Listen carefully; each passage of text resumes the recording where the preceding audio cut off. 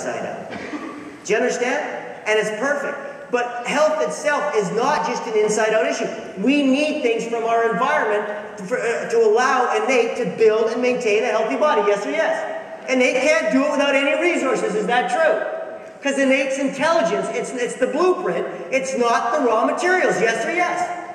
So all we have to do is figure out what the raw materials are for the innate and tell everybody to get them. That's how simple nutrition is. So I wrote a book called The Innate Diet. What about exercise? I wrote a book called Innate Physical Fitness. What about psychosocial and thought processes? I wrote a book called The Innate Diet. Based on what? What does our innate intelligence require from the environment in order to express our potential for a longer, better life? Good question? I thought so. You might be surprised at the answer, but it's really simple. I do the same thing for every person in my office.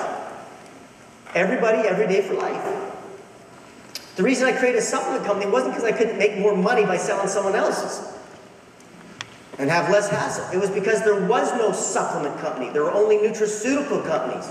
There were only allopathic companies that you had to have. They had a catalog, like a pharmacy, that you had to have a diagnosis before you knew what the hell you should feed somebody. And it wasn't food anyway. My company's based on food. That's it. There's only 3. Do you think I only have 3 products?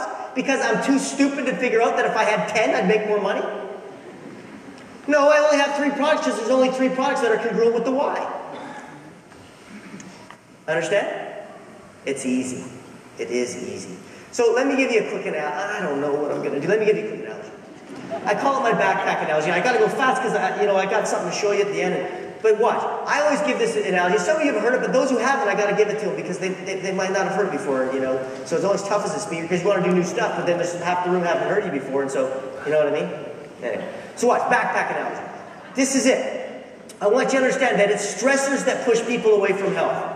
Not bad genes, not bad luck, not bad germs, not an inability to self-regulate. The best journals in the world right now are screaming this. And they're saying that, listen, it's not about the fact that when humans have high blood pressure, high cholesterol, or inflammation, it's not the fact that they can't self-regulate like medicine believes. The physiology journals that I read are saying, my God, we've got it totally wrong. Medicine is based on the wrong premise. It's not that they're not able to self-regulate. It's that they're adapting to a stressful environment. The problem is medicine completely ignores the environment when they're doing a diagnosis. The medical diagnosis is based on finding something that's wrong with you. I don't have time for my analogy, damn it. But watch this. Watch what happens. When they tell you what normal blood pressure is, what does that mean? What is that based on? If you go into a medical doctor's office and they give you a diagnosis, how do they know whether or not you're sick or well? How do they know whether or not they should give you poison drugs that would kill your neighbor? How do they know? They have to take some kind of measurement, right? They either take your blood pressure or they take blood. But simply taking that blood and getting a number doesn't tell them whether or not they have to give you the drugs or not, does it? No, what tells them?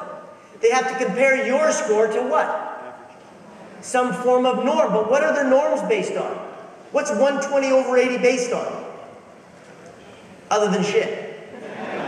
It's based on what your blood pressure would be in a restful environment. It's based on what blood pressure would be in a state of ease. What about the cholesterol level?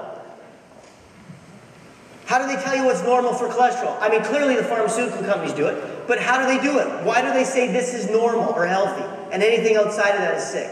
How do they do it? They figure out what cholesterol would be if you were in a state of ease.